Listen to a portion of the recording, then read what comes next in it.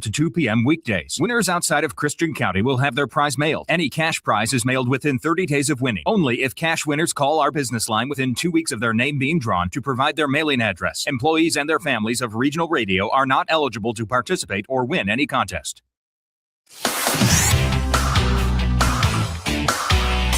WTIM. You're listening to the WTIM Morning Show on your information station, and the show is sponsored by People's Bank and Trust, where they put people first. I'm your host, Reed Kamai, and our guest in this part of the show is Cecil Pauley, the jail administrator at the Christian County Sheriff's Office, and he's making his debut on the WTIM Morning Show. Thanks for coming on. Good morning. Yeah, it's good to have you in. Good to see you and meet you, in fact, considering that, again, you're on the show for the first time. And first, let's just learn a little bit more about yourself and how you got into this position and how long you've been in it. I've been jail administrator for about 6 years now, going on 7. I retired from the Illinois Department of Corrections after 25 years of service there.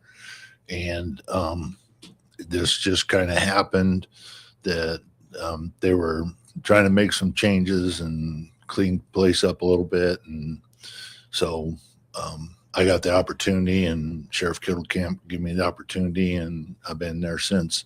Okay, nice. So coming from the state to the county, what were you doing at the state level? I was I worked my way up into administration.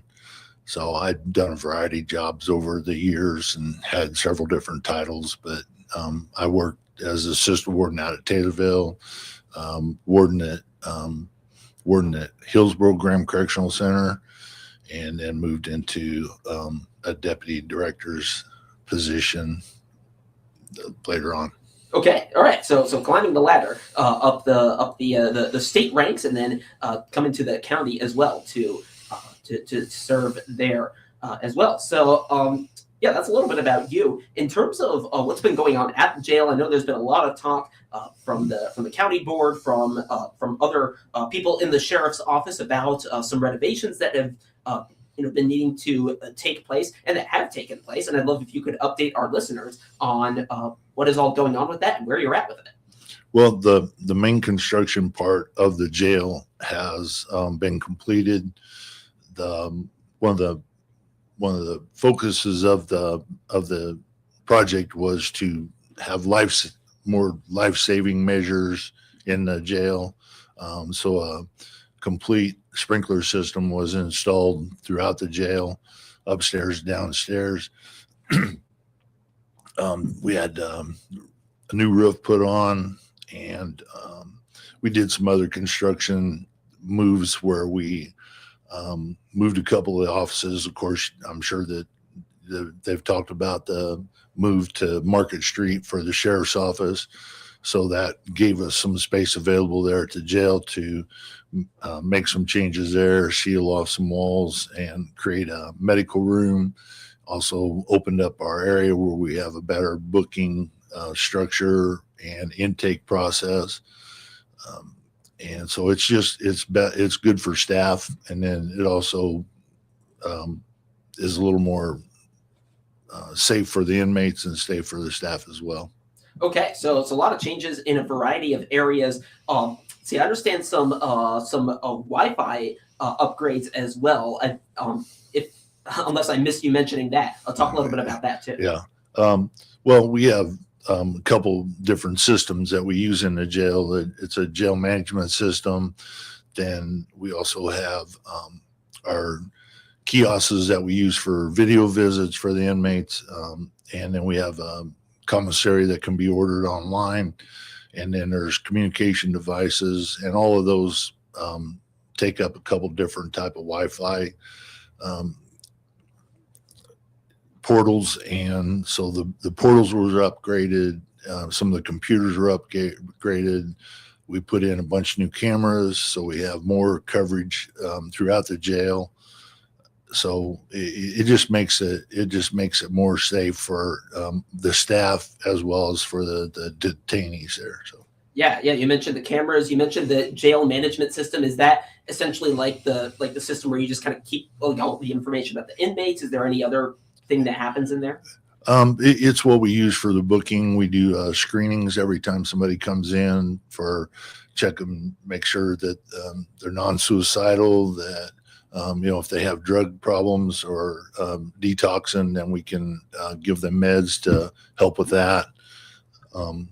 So it's all part of the intake process for the inmates. And it's a big data collection of information on them. If they've been there before, then we have information on that, and we can look back on that and see if there's any issues before with any kind of medical needs. Nice. So it seems like you folks have that set up. I'm fascinated by data and technology, so Yeah. I didn't get that question in there too. Sure. So anything else you want to highlight about the renovations before we go into other topics? The renovation was a needed, and it's just made for a more safe and secure jail. Yeah, no, that's it.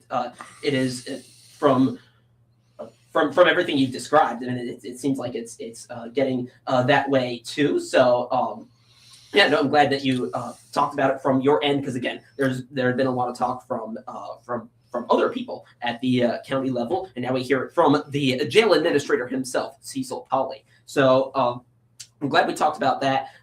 Christian County Sheriff's Office outreach program. I see we were going to talk about that as well, and yeah, just talk a little bit about that and how it's kind of connected to your work.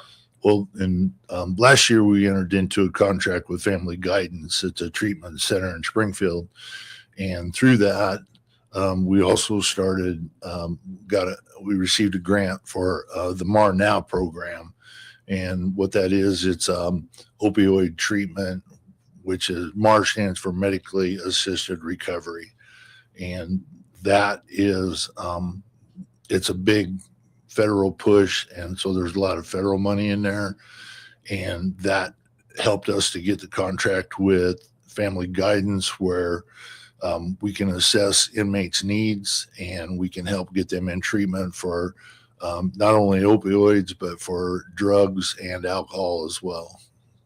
Okay, and then this started in 2025. Yes, that program? sir. Yes, okay, sir. so that's the first time when the federal dollars started coming in. Yes, yes, sir. Okay, at least for this purpose. So yeah, so treating people with opioid addiction. Talk a little bit about like the process and what that's like once you get the dollars, and then people come in. What's kind of that process like for them?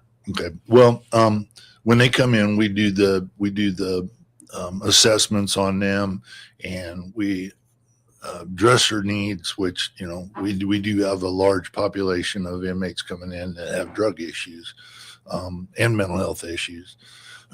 So we do the assessments, and through that, and then working with their attorneys, they can ask the court for treatment. They can ask the court for drug court, which helps them to avoid prison and to address their baseline problem, which is the drug addiction or the alcohol addiction. And then through that, we can, once the court recognizes that and offers them up a furlough, then we can get them treatment in a variety of places through Family Guidance, who we have the contract with. And then MAR Now supplies us with resources and training, assessments, so that's how we started our Facebook page with the Christian County Outreach. It's Christian County Sheriff's Outreach Program, and it's totally separate from the normal web page that they have. Okay, so that's kind of your own operation within that program. Yes, okay, sir. So that makes sense. Now, I know there's also been a lot of local talk about the Safe Passage program. I know that works more with the police department, and you have your own initiative. Has there ever been any sort of collaboration, information sharing with that, or do they just operate separately? Well, it's kind of two separate issues. The Safe Passage, I think the original intent of that was to offer people an out before they get caught by the police or by law enforcement, and gives them an opportunity to come and reach out for help before that happens. Once they're become a product of the court, well, then we have to go through those legal battles. And that's where Safe Passage and this kind of separate. Safe Passage does a great job, and they've helped us out a lot with getting people in treatment before we had this program in place. But we kind of felt like the Safe Passage, once they were in the jail, we felt like there should be a different avenue for them to take. And through the MAR Now program and through the contract with Family Guidance, we've been able to find that. Yeah, and so it sounds like you folks are kind of filling the gap in that in that process, and that just kind of way it goes for some folks. So yeah, that's some great information about that program. I understand you have some numbers in terms of how many people you've treated, and I'd love for you to share that with our listeners. Yeah, last year when the program started, we were just getting our feet wet, and from February when we started the contract into December, we helped put a total of 39 people into treatment at that time. So far this year, from January until just recently, we put 65 people into treatment. We've helped people from out of state. We've helped people from other communities, all within the Christian County, and then 49 of them coming directly from the jail. Now, like I said, that's after the court had given them a furlough to go to treatment. So the court now knows that we have that option there, that we can help them with that. So it frees up Safe Passage to focus on the people out in the community, but our outreach program also reaches out for people in the community. If they decide that for whatever reason they don't want to go to Safe Passage, they can come to us, and we can help them get the treatment needs that they have. Part of the other program that we have with Family Guidance is that the people that are on the medically assisted recovery, they take medications, and those medications, usually they had to go to Springfield to pick them up. Through Family Guidance, we've offered a safe place where they come once a week to the parking lot, and they hand them drugs out so that people don't have to find a ride to Springfield to pick up their medications. So that's another service that we've been able to establish. Yeah, and just kind of making it easier for them, and providing that service to the community and to the inmates as well.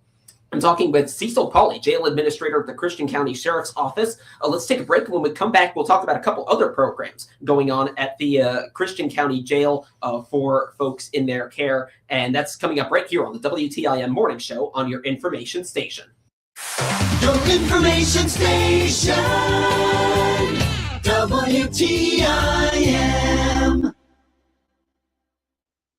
When it comes to connecting with America's farmers and ranchers, nothing beats the authentic voice of Ag Radio. Farm broadcasters have been the voice of rural America since 1944, building trusted relationships with agricultural producers across generations. Today, the network of over 140 Ag radio stations reaches farmers and ranchers during their most productive hours, when they're actively working their operations and making business decisions. What makes Ag Radio uniquely effective? Farmers listen to farm broadcasters for information that directly impacts their livelihood. When your message is delivered alongside crucial weather updates, market reports, and agricultural news, it receives the same attention and credibility. Farm Radio Connects offers agricultural advertisers targeted access to this engaged audience through professionals who understand both broadcasting and agriculture. According to the National Association of Farm Broadcasting, 78% of farmers consider information from farm broadcasters highly trustworthy. When you need to reach rural America effectively, choose the voices they already trust. Visit IllinoisFarmRadio.com and discover how Ag Radio can elevate your agricultural marketing strategy.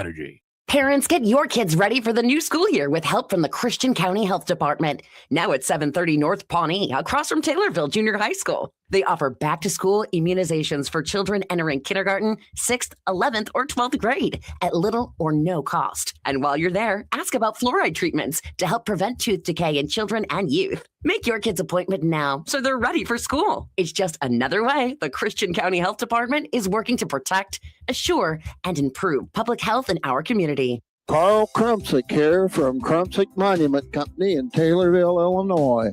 Find out the many services we provide by clicking our icon on the obituaries page of TaylorvilleDailyNews.com. This is Blaine Cornwell with Prairie State Insurance. To learn more about our products and services, click our icon on TaylorvilleDailyNews.com.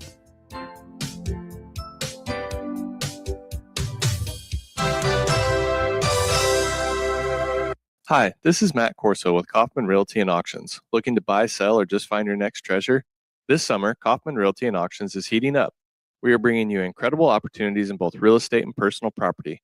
We've got prime residential properties hitting the block, and we're featuring massive sports memorabilia and comic book collections, top-tier firearms, tools, beautiful antiques, and quality furniture.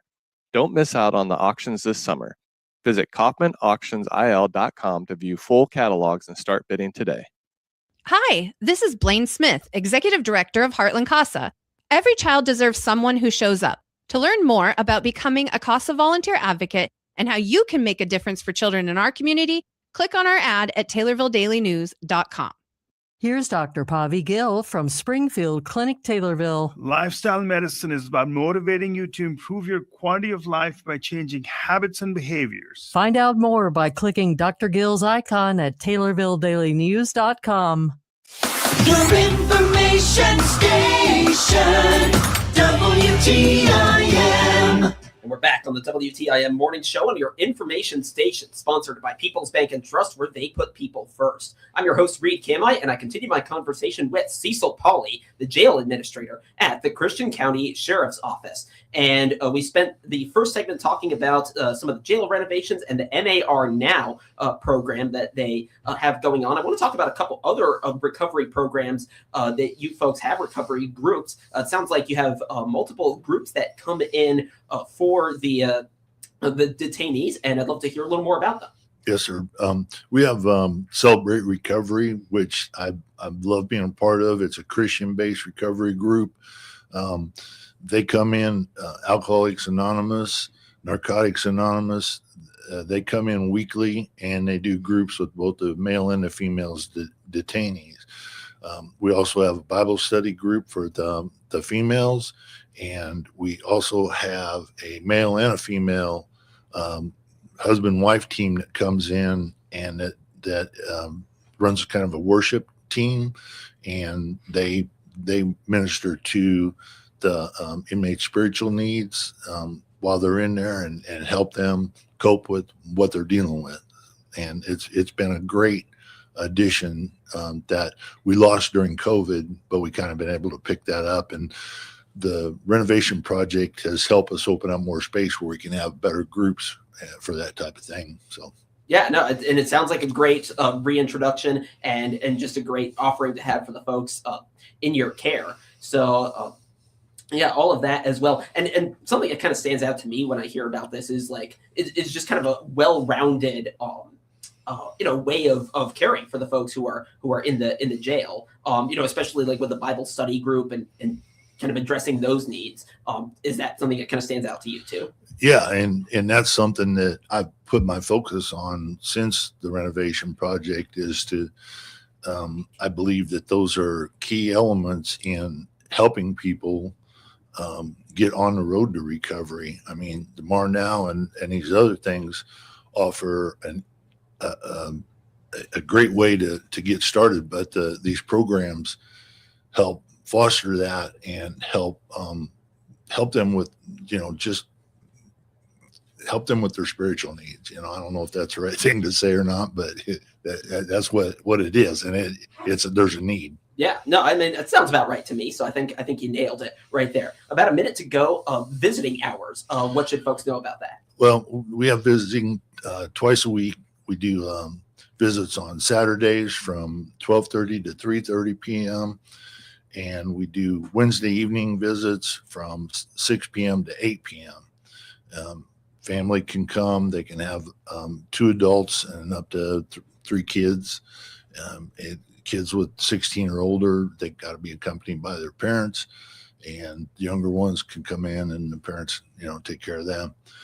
And then I also wanted to touch that, we do have drop station for outdated medical or medicines and that type of thing. So anybody can come by the jail and drop them off. Yeah. The jail is kind of a forgotten thing. Yeah. So. No, absolutely. I'm going to cut you off there. Yeah. Cecil Pauly, Jail Administrator at the Christian County Sheriff's Office. Cecil, thank you. Yes, sir. Thank you. And thank you for listening to the WTIM Morning Show and your information station. More in 10 minutes time. With SRN News, I'm Rich Thomason in Washington. The U.S. has carried out another round of air